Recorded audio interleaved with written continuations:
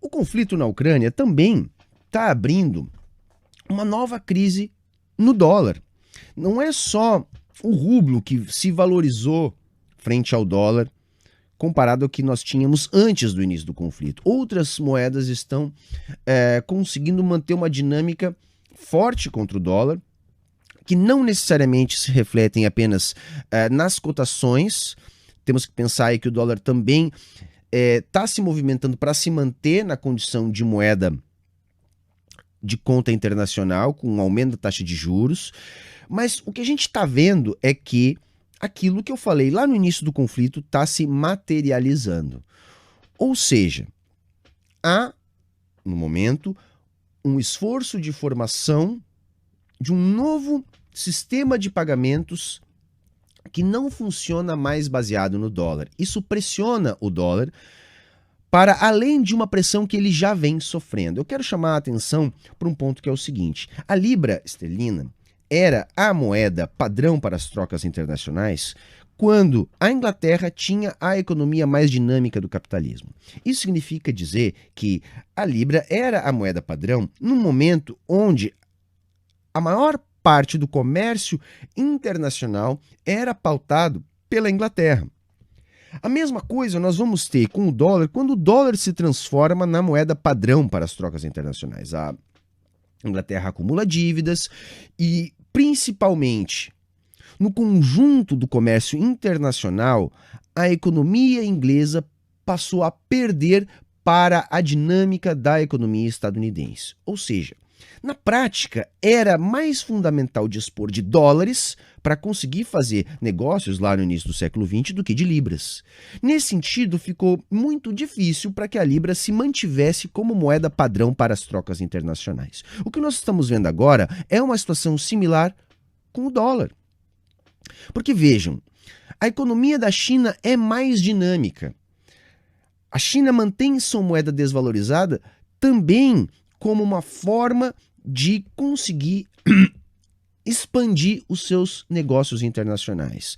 Hoje é muito mais relevante você tratar direto com a China no montante do comércio internacional do que com os Estados Unidos, que controla os grandes sistemas bancários, financeiros, mas não a produção da economia real. Nessa, os Estados Unidos já não têm mais o protagonismo, ou seja, o grande conjunto de transações econômicas, em termos de volume de transações, não apenas em volume de valor transacionado, é de mercadorias capitaneadas pelo ciclo, pela influência chinesa. Então vejam, tendencialmente, o dólar não consegue mais se manter como moeda hegemônica simplesmente pelo fato da economia estadunidense ser a mais dinâmica e comandar, vamos dizer assim, o conjunto maior das trocas no mercado internacional. Hoje é necessário para mais do que isso.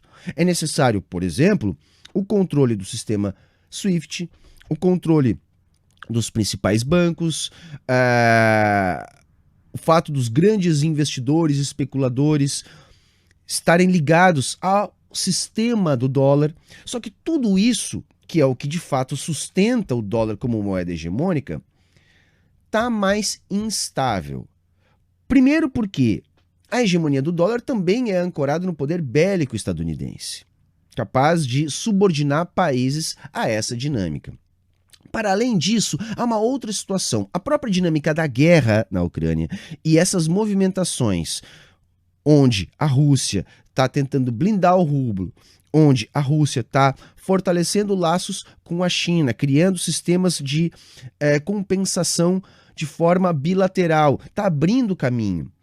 A própria restrição às reservas russas promovidas pelo sistema do dólar também assusta outros países que compreendem que isso também pode acontecer com as suas reservas que eventualmente estejam sendo acumuladas. Então vejam, um conjunto de coisas que explica que possivelmente nós podemos estar entrando num ciclo de transição da moeda de conta internacional. Eu não estou dizendo que isso vai se transformar em 1 ou 2 anos, nós estamos falando de algo de longo prazo ou no mínimo de médio prazo, mas os sinais já estão dados. A economia mais dinâmica é a da China, volume do comércio real da economia.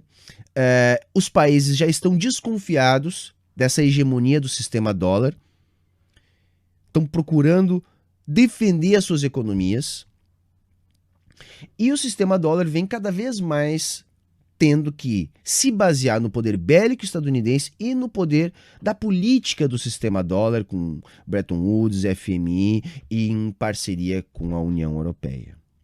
Então, os sinais estão dados, e o principal, que é a materialidade dessa análise, é nós compreendermos que hoje o comércio mundial já é capitaneado pela China.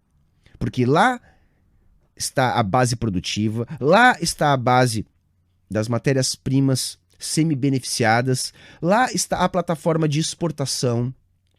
Mesmo as grandes empresas do sistema dólar, que têm as patentes, que têm os projetos nas suas sedes, têm suas plantas produtivas na China. Mesmo que haja um esforço dos Estados Unidos para repatriar essas plantas